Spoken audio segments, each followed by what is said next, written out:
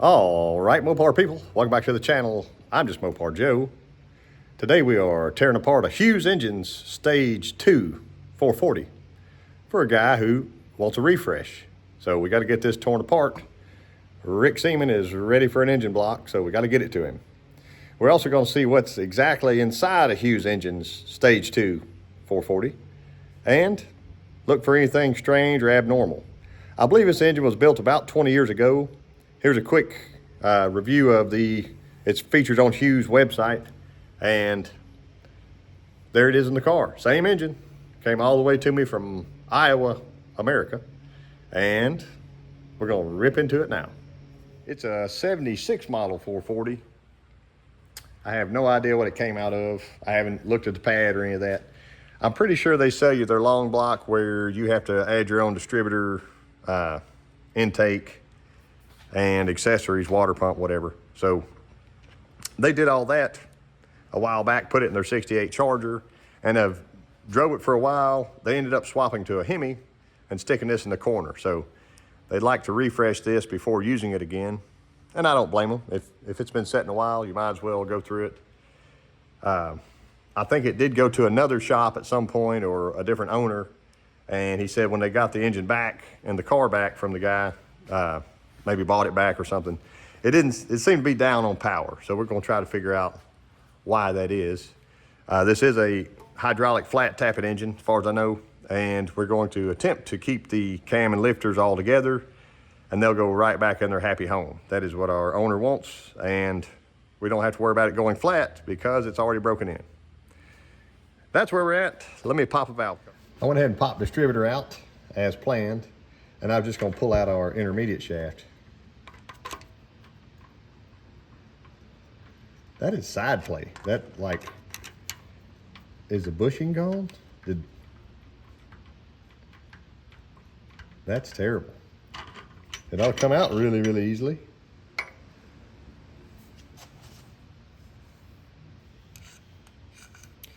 I'd say she's a bit worn. Yes, wow. Wow, wow, wow, okay. Well, we can't reuse that. I'm not hoping for any surprises on this deal. I want it to be a smooth operation for us. That was just a piece of stuff that fell in. But definitely need a new bushing, man. All right, valve cover 1 is passenger side. I noticed there's a big glob of RTV here. I'm not sure what that is for. I don't know if they were fighting a leak or just had a plate or something on before, but there's our rocker arms, the old blue ones. I don't remember if these are some old Hughes stuff or Mopar Performance, but on the website it says they were set up for perfect geometry. So we'll be able to tell, since this thing ran for 10 or 20 years or whatever, how the valve stem tip looks and see if all that's in order. Everything looks fine. I'm not real big on like the hardware store bolts, the hold down, but they're probably better than stock, and they suited the purpose well enough for this, it looks like. But I don't see anything loose on this side. Let's try our other side. Also, looks like our rocker arms may have contacted, or somebody hammered that with a little hammer to kind of clean them up before. So something to keep in mind.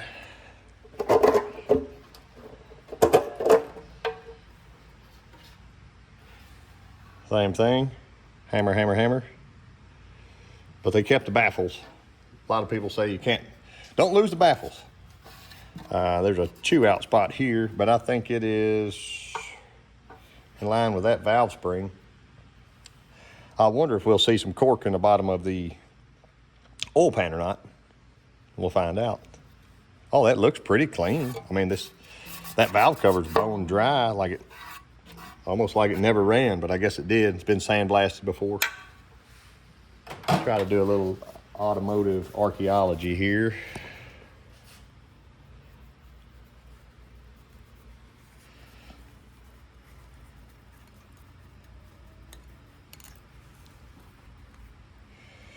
These are spinner, they're really tight. There's almost zero side play on these, which I think is a no-no, but There's a little bit. Let me grab a feeler gauge and just check that. It looks like we're 5 everywhere, so that's tight, but it's fine. Should be. I want to check these bearings. These might actually be, these probably don't have bearings in them, but I'll check the wear amount on each one of these rockers because they may be worn out over the life cycle of them. Something to keep in mind. That one, yeah, 5 will go. I had to shut our door because the sun was going down, and this might be a late one for us, but we're going to check it out. So those rocker arms are off. I will inspect those before they go back together. They seemed okay, but I know with these push rods, so check this out. I'm going to wipe our end off here. That is a 3/8 ball. Hopefully you can see here. So 3/8 ball, that great big ball, and it's a 5/16 cup in the lifter. So if you were to order these from Smith Brothers, wherever, you would want to get the smaller end so it actually seats into the lifter correctly. And I may have a lifter I can show you. Here's one that was here when Jamie was here. So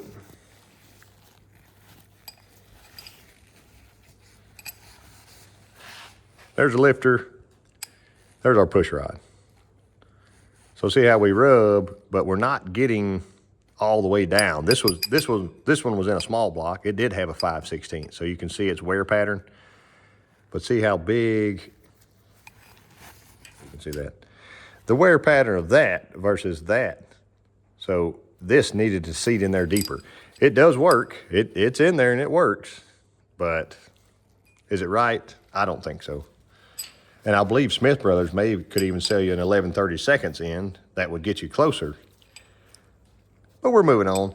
Something else I wanted to point out, and we know this engine's ran, say it was built 20 years ago. I don't know who's touched it or whatever, but the amount of shims underneath these springs, and we don't have locators, you can see that, but that top shim right below that push rod, I don't know, maybe it's 100 thousandths, 200 thousandths thick. It's massive. And they're all shimmed up like that. I think they were chasing their spring pressure. That one is more than this one. Maybe it was a rebuild at some point. That one might have 3 or 4 shims under him, but they've definitely been shimmed up to save the spring. So we need new springs. We already know that. These are 975 casting heads, which we'll find out here shortly, but I don't think they were outstandingly popular. They don't have they take a normal style plug. He's got an old ugly Champion plug in. And as far as I could tell, they're all black, so I can toss those in a second. But none of those looked any different than the other. We're just gonna have to look at the chambers and be sure there's not some funk going on. There's a little white stuff, but that may be just dust or funk or something like that. So let's keep tearing in. I'll get the intake off next. I have these rockers unbolted, but I don't have them off. If there's something funny going on with those, I'll show you. If not, we'll keep going. Got our intake off and just flipped over. You can really see how the fuel trails in that intake. And somebody's done some nice little port work. I'm not sure if it's a gasket match. I mean, probably not. You can see how far out we come to here. You know, where the black carbon was, but it's interesting to see kind of how that fuel pooled, you know, all the black carbon there and there. Like it rolls, dribbles down, whatever you want to call it. And the outsides are just beautifully clean. So I think Vizard, Sir David Vizard, shows us that in some of his porting. You can port this, wallow this dude out as big as you want to, but the air goes where it wants to go. So that's cool. The ports themselves, it looks like somebody did some nice cleanup there. They did gasket match it, so it actually goes past the valley pan here. So if you're ever in that situation, you would want to cut your valley pan to fit your port and be sure your intake is smaller than the port flowing into it. Most people know that, but just as a reference, like this, that top right there is probably hanging over a 1/16 of an inch. So they would need to trim their valley pan to fit that. If we're reusing these heads, and I'm obviously going with the new valley pan, I will be trimming that and double checking, be sure our intake fits well. The port looks nice. I mean, just like cosmetically, I don't have any idea if it flows better or not. The bowls look cleaned up from here. So we like all that stuff. These are supposed to have upgraded valves, upgraded hardware, and all that jazz. So let's get our valley pan off, and I'll pull the front accessories.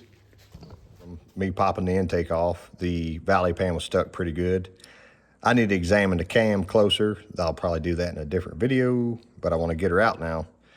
I'll take our lifters out in exact order because we plan on reusing them with this cam if everything is happy. It looks pretty good right now. If you look at the top of those lifter bores, they got a little black mark on them. Look at our lifters here. They've been marked as well. So Dave or whoever watched those lifters spin when that cam was running. So that's pretty cool. We know she's a good one. I got her box marked. That's the front, if you can't tell. And I'll get it. There's this fancy balancer. It kind of reminds me of a small block Chevy deal, but it doesn't matter. The annoying thing is, that's 1 1/8 inches.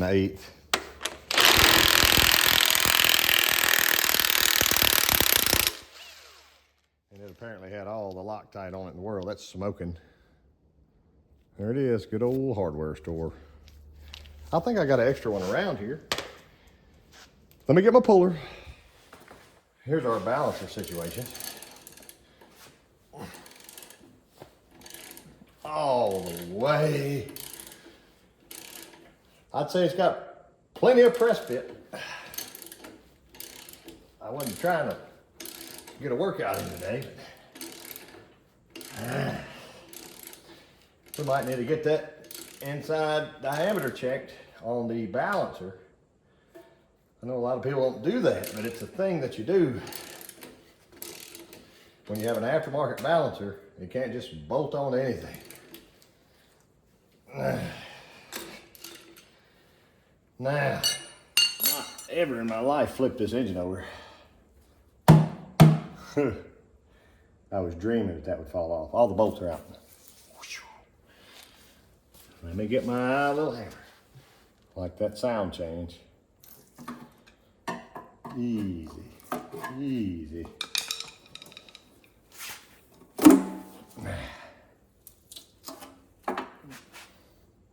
That's exactly how I wanted that. It may not stay there, but now if there's any metal or any funk or any whatever, it's in the pan. It's not turned upside down, dripping into the bottom of the pistons and all that stuff. Here's what we call in Mopar land, that extra bit of casting flash there may be made to hold some metal. Let's see. It sure looked sparkly from up here. A little bit. Well, hopefully you can see those sparkles. I mean, it's ran 20 years. If it ran 20 years, I don't feel that bad about it. But if that's new metal that started to come up from somewhere or down from somewhere, then that makes us a little nervous. I did pull this head off, but we'll get to that in a minute. Timing cover. I'd say she's ready to settle down. Oil slinger looks good. We can save him. And it looks like our cam is, that would be 2 degrees retarded. So we'll have to find that out, but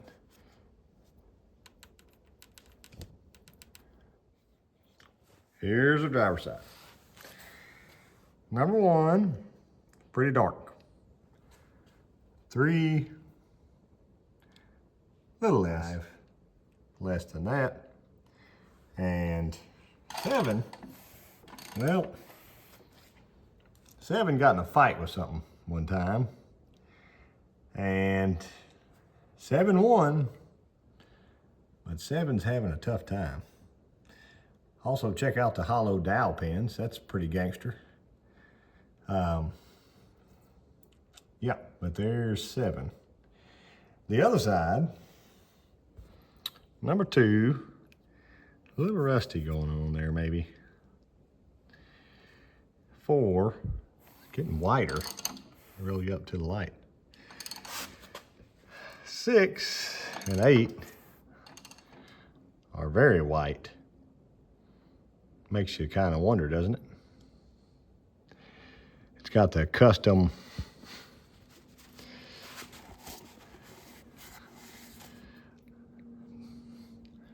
notched bore for the valve, which I don't, the jury's out on that, of whether or not you need it on a 440. I'm sure this is 30 or 60 over, but it's done, even on the exhausts. Surely that doesn't do anything. Y'all let me know in the comments. But there's our intakes.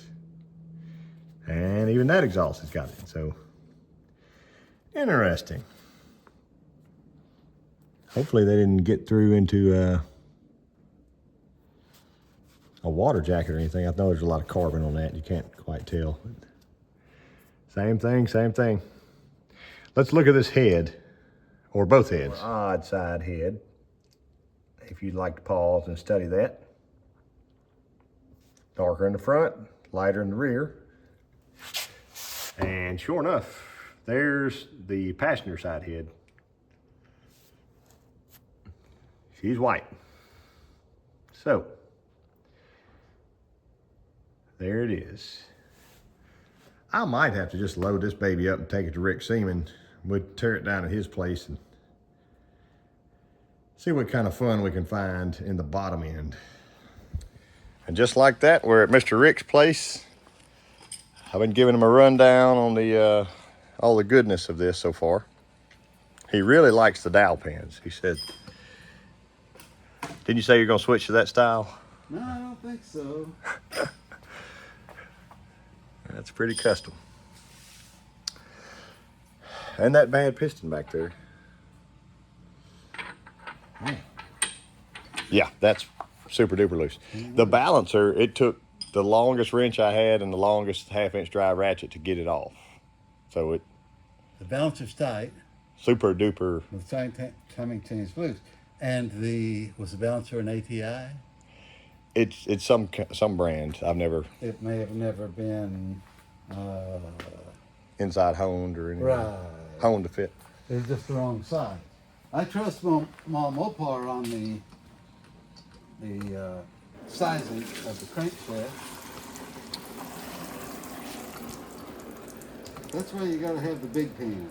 Mm-hmm. We all knew that was coming. And the other side's probably just as bad. Do you want me to roll it back the other way? No, let's... I'm hoping this works. There you go. That's with the cam in it. And the oil pump on it. That... Yeah. I wonder if it was eating into the block in here right there. Wow, look at those lifter boards. Oh, yeah, I don't know.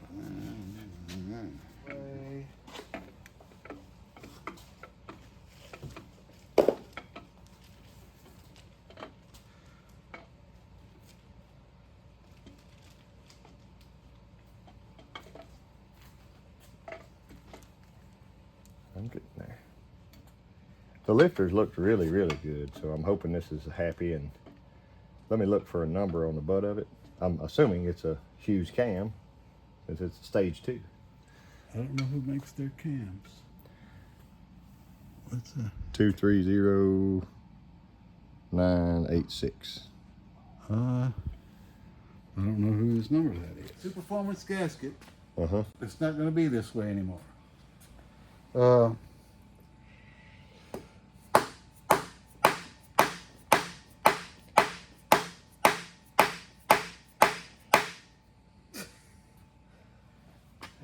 let you hit on it a while.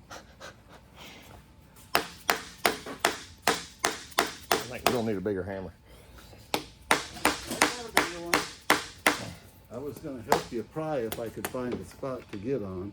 Mm-hmm. I don't think I'm getting anything there. But, I mean, I've done this when there's no sealant on it, but why is it the way it? We got to get those new gaskets and start using them. I couldn't unscrew it with all my underneath. So. You got it. It was not going to rattle loose.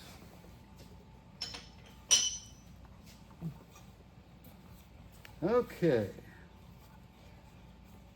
Now, I guess I need to get the pocket.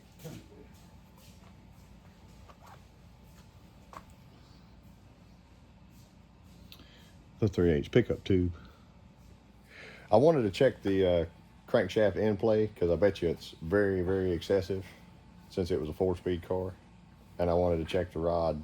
I mean, there's a mile there you can drive a car through. Well, those rods are always thinner than stock rods, and it's always going to be that way. Right. Okay, so let's check our thrust. Yeah, it's got some thrust. Do you want to measure it? I think it would be. It's not that excessive. Let's look. Keep your eye somewhere. That's not crazy. I mean, it's big compared to a new engine. Right. And that might be a little bit outside of the 2 to 7. Well, at least we'll know. You want to measure it? I think so. Okay. You think we're all the way back? Yeah, I was all the way one way. 18. Go the other way. 18. Okay. I guess 20. You're a thou closer than I was. You got 18. That's as far as I can get. I'm just assuming it's going to be as bad as the. I mean, I see the blue on this side. Yeah, but, you know, he didn't make a big mess. Look at that. Look how slick that is. Hey, it's pretty damn good. Look at that. You know? I think he's good. Oh, yeah, that wasn't bad. You never get one of Joe's seal plates out that fast. That's right. Got to work for mine. I never would have got that off the body hadn't come by. Get on the bolts and oh, this one coming up pretty easy. You know, it's on a round. It's hard to get a good grip on it. All right. And, All right. Look like the Viton 4227926. So is that a stock crank? Is that what you're saying? I don't know. It's got the knurling on it, so probably. Yeah, let's say it's a stock crank. We don't think anybody would sell a crank that's got that kind of shit hanging off of it, do you? Except Mom Mopar. Yeah, I'll turn it up so. Yeah. That looks stock, doesn't it? Uh-huh. Okay. And there's some markings. I don't know what those are. Rods 10, mains 10. There you go. Already. 10-10, right? Coming up. Number 1. Looks pretty great for a 20-year build. They look beautiful. Yeah. Let's do that 3/8 pickup. There you go. You got to believe. Federal Mogul 2320 CP. That's the normal Federal Mogul. 12 of 02. 10 thousandths. 12 of 02, so that may be 24 years ago. We were thinking it was about a 15-year-old build. That's probably about right. I was guessing 20, but time flies. Whoa, buddy. That's what I thought. Sure. Silverlight. But that doesn't explain to me what's that huge gap up there. I don't know. Show my people what this. I guess that's Silverlight or Silverlight or whatever it is. I think so. Got the great big gap like a Yeah, that's like a key black. that's, There's that's nasty. 236. Yeah. Little scuffing, but that's okay. Stroker guys are used to that. I need to see if his bushings are wore out in those rods too. Don't feel bad. I'm not feeling anything. Number 2. Easy peasy. Looks just as good. Yep, I expected it to. I hope his crank's happy, minus that thrust. Yeah, I don't know what the deal is on the thrust. Well, it was a 4-speed car for 20 years. Yeah. They hammered down on the pedal. A little shiny on the sides for some reason. I don't know why that is. Hopefully, nothing wrong with it. All right. Number 1 bearing Number 1 on the main. And the floor. on the floor. And the cap has a nice crosshatch to it, doesn't it? And it's 10 thousandths like we... If the cap's got a crosshatch, they line honed it. Yeah, you're good. 184R. You know, some of their numbers don't tell you. Their numbers sometimes don't match. Like right now, they don't match. Oh, groove. See, that looks like a 4095M.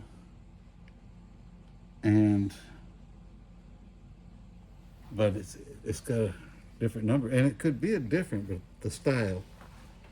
They're calling it a 2331. And maybe that's what it was. Back in 2002. Well, we'll do some investigating and find out. There we go. No, it's fine. There goes our thrust.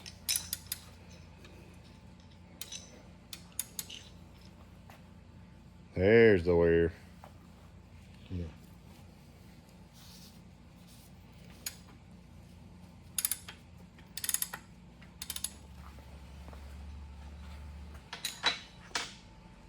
Yep.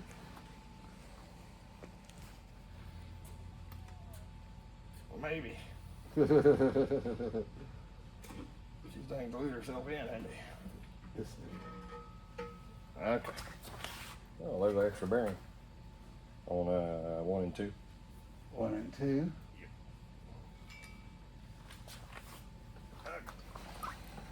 It's not like they're any wear. You can just see where they were touching, as opposed to what we'll call not touching. What's the consensus on full grooves on a street car or on a? Everybody's got a different opinion, right? Well, you said this thing's supposed to be 500 and something horsepower. I mean, I think that's full groove territory, isn't it? Depends who you ask, I guess. I gave up on trying to have an opinion. You got wide thrust if you want. Yeah. And the crank itself didn't look where the groove was absent, you know? Yeah. Like it didn't wear weird line in there or something. There's no wear anywhere on here. There's no wear in the cylinders. Crosshatchy. I mean, when you rub off that coloring right there, that's all that is. There's no wear.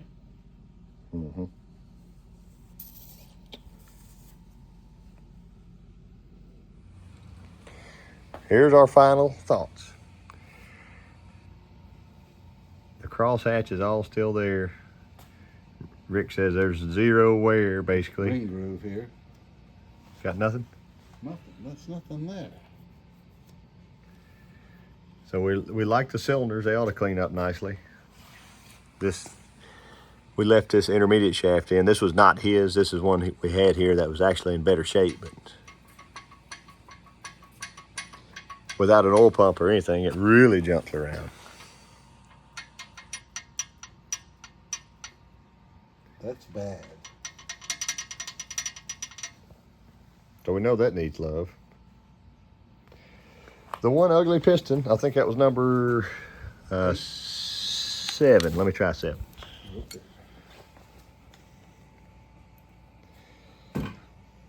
Piece missing here and beat up here from debris. Do you think the piece could have broke off and been the? I wouldn't have thought so. I've never really Then seen a piece come out. I mean, it could have, but maybe they need a piece of pea gravel and. yeah, why couldn't that happen? Yeah, I would believe that. Mm.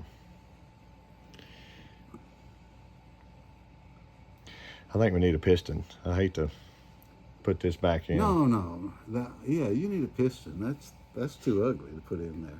Even if it doesn't hurt anything, it's just too ugly. Lots of failure points there. Perhaps, but I mean, you'd put it in yours, but you wouldn't put it in somebody else's. right, yeah, I wouldn't do that to anybody else.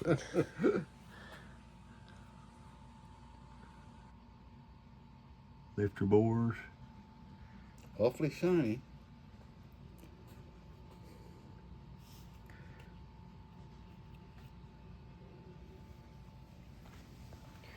I think our teardown is complete. I don't know who notched those bores, but That's a speed secret, don't you know? yeah. I really don't think it's necessary on a No, I don't think so. on a 440 especially.